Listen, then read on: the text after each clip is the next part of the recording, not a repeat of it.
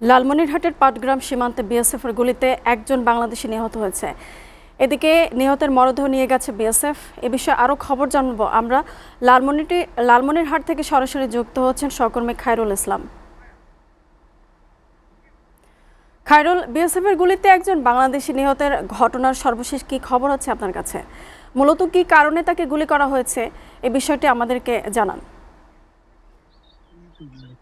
মুনিয়া, আপনি যেমনটি বলছিলেন, লালমনিরহাটের পাটগ্রাম উপজেলার জোংরা ইউনিয়নের ধবলকুড়ি নামক বাংলাদেশি সীমান্তে একজন চোরা কারবারি বিএসএফ এর গুলিতে কিন্তু নিহত হয়েছে এবং এই ঘটনাটি ঘটেছে আজকে রাত ৩টার দিকে। এবং এই ঘটনার পরপরই এই যে নিহত আলী হোসেন রয়েছে, আলী হোসেনের পরিবারে তার একজন আহ, তার একটি মেয়ে এবং দুইজন ছেলে রয়েছে। এবং এই ঘটনার পরপরই কিন্তু তার পরিবারে একটা কান্নার রোল পড়ে গেছে, সেখানে আমরা আহাজারি দেখেছি।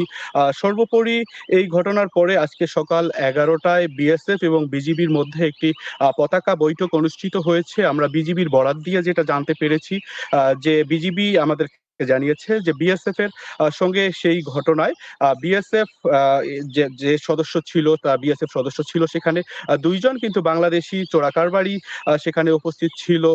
7-8 জনের একটি দল, এবং এই চোরাকারবারিদের সঙ্গে বিএসএফ এর কিন্তু ধস্তাধস্তি হয় এবং এক পর্যায়ে বিএসএফ এর সদস্যদেরকে এই চোরাকারবারি দল আঘাত করলে কিন্তু তখনই বিএসএফ তাদেরকে গুলি করে এবং তার গুলিটা একদম চোখে লাগার কারণে সেই আলী হোসেন সেখানে ঘটনাস্থলেই লুটিয়ে পড়ে। এর পরবর্তীতে বিএসএফ সদস্যরা ভারতের মাথাভাঙ্গা মেডিকেলে তাকে নিয়ে যাওয়া হলে সেখানেই কিন্তু তাকে চিকিৎসক মৃত্যু ঘোষণা করে। এর পরবর্তীতে পতাকা বৈঠক থেকে আমরা জানতে পেরেছি যে এরপরে আজকে বিকেলে এবং সন্ধ্যা নাগাদ কিন্তু নিহত আলী হোসেনের মরদেহ তার পরিবারের নিকট ফেরত দেওয়া হবে এবং সেখানে পুলিশের উপস্থিতি থাকবে। বিজিবির সদস্যরা সেখানে উপস্থিত থেকে তার স্বজনদের মাঝে নিহত আলী হোসেনের মরদেহ কিন্তু ফেরত দেওয়া হবে। এই ঘটনায় কিন্তু স্থানীয় যারা রয়েছে এবং সীমান্তে একটা চাঞ্চল্যকর পরিস্থিতি তৈরি হয়েছে এবং স্থানীয়রা প্রত্যাশা করছে যে সীমান্তে যাতে বিজিবির নজরদারি বৃদ্ধি করা হয় এবং এই ঘটনাটি খুবই উদ্বেগজনক এবং এর পরবর্তীতে এই ধরনের ঘটনা বন্ধে যাতে কার্যকর পদক্ষেপ গ্রহণ করা হয়।